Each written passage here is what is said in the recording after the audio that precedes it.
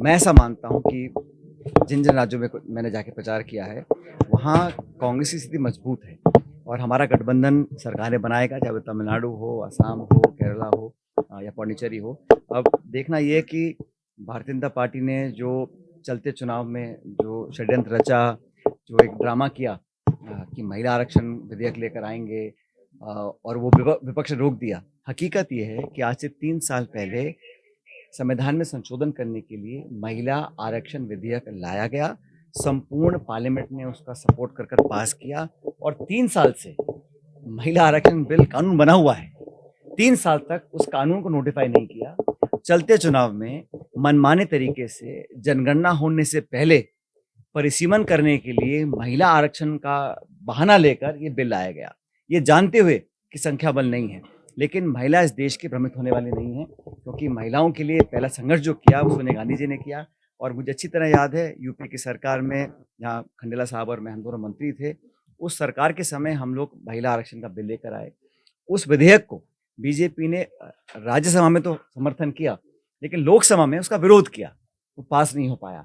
अब जब ये 2023 में ये बिल पास हो चुका था, तो 3 साल तक इसको लागू करने, और राहुल गांधी जी, प्रियंका जी ने आज बोला है कि ये सरकार अगर मौजूदा संसद में 543 सांसद हैं हमारे यहाँ, उन 543 सीटों में अगर 1/3 महिलाओं के लिए आरक्षित करती है, तो समूचा विपक्ष और कांग्रेस आज ही तैयार है, लेकिन करना नहीं चाहते।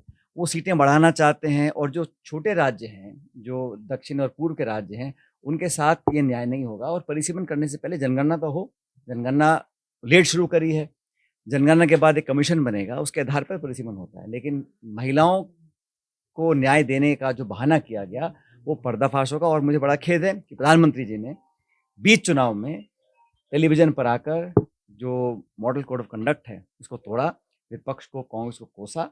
ये अनुचित था। बावजूद उसके लोग भ्रमित नहीं होंगे और कांग्रेस पार्टी का प्रदर्शन बहुत अच्छा रहेगा, मैं ऐसा मानता हूँ। आपके विधानसभा क्षेत्र टोंक में राष्ट्रीय अध्यक्ष भाजपा के आए थे, के प्रदेश प्रभारी की टिप्पणी की थी, उस पर ऐसा है, इन बातों पे मैं ध्यान नहीं देता हूँ। मेरा ध्यान सिर्फ बिल्कुल वो चिड़िया की आंख की तरफ फोकस्ड है कि हमें राजस्थान में कांग्रेस की सरकार बनानी है, और भाजपा की जो निष्क्रिय सरकार है, जो 2.5 साल में अपने आप में पूरी फेल हो चुकी है, इसको यहाँ से बाहर करना है और दोबारा कांग्रेस का राज लाना है। मेरा राजनीतिक कर्तव्य यही है कि हम कांग्रेस को मजबूत करें।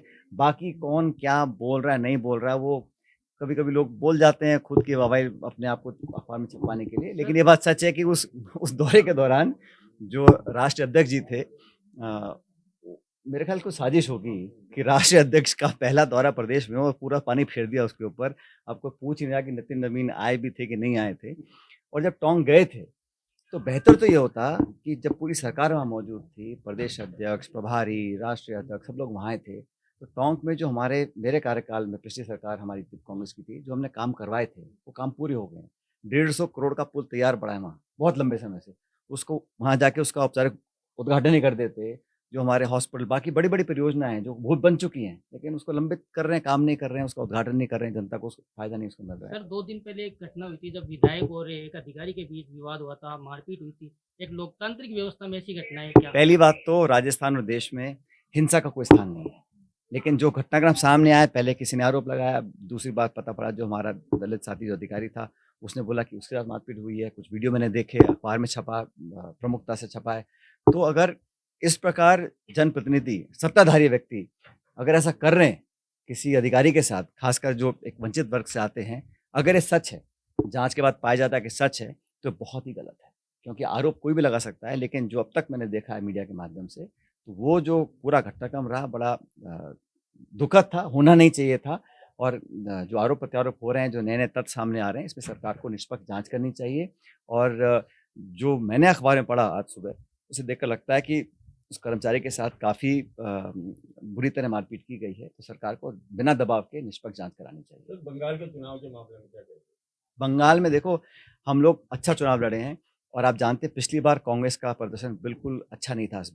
पिछली बार, इस बार मुझे लग रहा है कि कांग्रेस पार्टी का संख्या बल बढ़ेगा और हम लोग अच्छा प्रदर्शन कर पाएंगे। सरकार किसकी बनेगी नहीं बनेगी जनता के हाथ में है, लेकिन हमारी पार्टी का, कांग्रेस पार्टी का जो प्रदर्शन है पहले से बहुत बेहतर रहेगा।